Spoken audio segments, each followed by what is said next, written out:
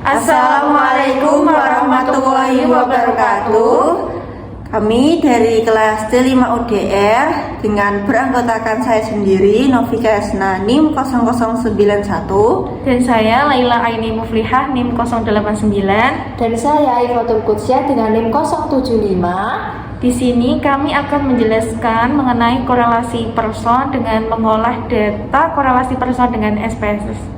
Korelasi person adalah model statistik yang mengukur kesamaan atau korelasi antara dua objek data dengan membandingkan atributnya dan menghitung skor berkisar antara -1 hingga +1. Skor yang tinggi menunjukkan kesamaan yang tinggi, sementara skor mendekati 0 menunjukkan tidak ada korelasi.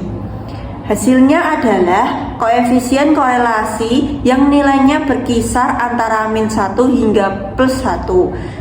Nilai yang mendekati -1 atau +1 menunjukkan hubungan yang kuat, negatif, atau positif sempurna. Sementara nilai yang mendekati 0 menunjukkan hubungan yang lemah atau tidak ada hubungan linear sama sekali. Agar uji korelasi person valid, data harus memenuhi beberapa asumsi, di antaranya 1. Normalitas distribusi data untuk kedua variabel harus normal. Kedua, linearitas adalah hubungan antara kedua variabel harus linear. Dan yang ketiga, skala data adalah data harus berskala interval atau rasio. Interpretasi korelasi positif atau +1 ketika satu variabel meningkat, variabel lainnya cenderung meningkat, contoh tinggi badan dan berat badan anak. Dan korelasi negatif atau -1 ketika satu variabel meningkat, variabel lainnya cenderung menurun, contoh harga dan volume penjualan produk. Tidak ada korelasi atau 0, tidak ada hubungan linear yang signifikan antara kedua variabel. Uji korelasi person digunakan ketika ingin mengukur kekuatan dan arah hubungan linear antara dua variabel kuantitatif, interval atau rasio, yang datanya berdistribusi normal dan tidak memiliki outlier. Oke, di sini ada studi kasus di dunia pendidikan anak usia dini. Ada seorang peneliti ingin mengetahui apakah penggunaan media flashcard interaktif dapat meningkatkan kemampuan mengenal huruf pada anak usia dini dibandingkan dengan pembelajaran tanpa media tersebut. Dua kelompok anak diambil sebagai sampel.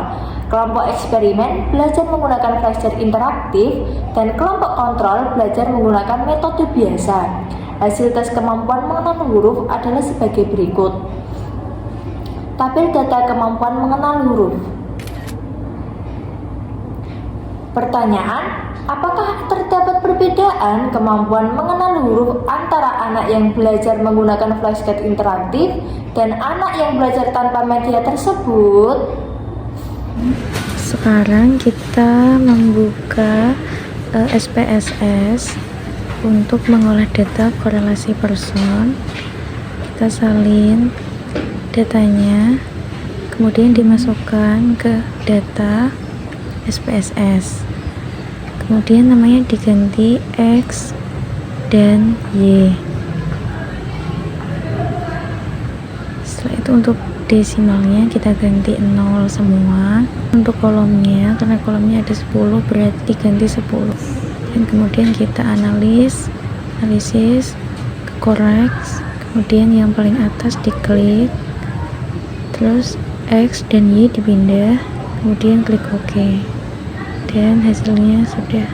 Output menunjukkan nilai SIG yang diperoleh sebesar 0,020. Nah, nilai tersebut kurang dari 0,05, maka bisa ditarik kesimpulan bahwa variabel memiliki hubungan signifikan.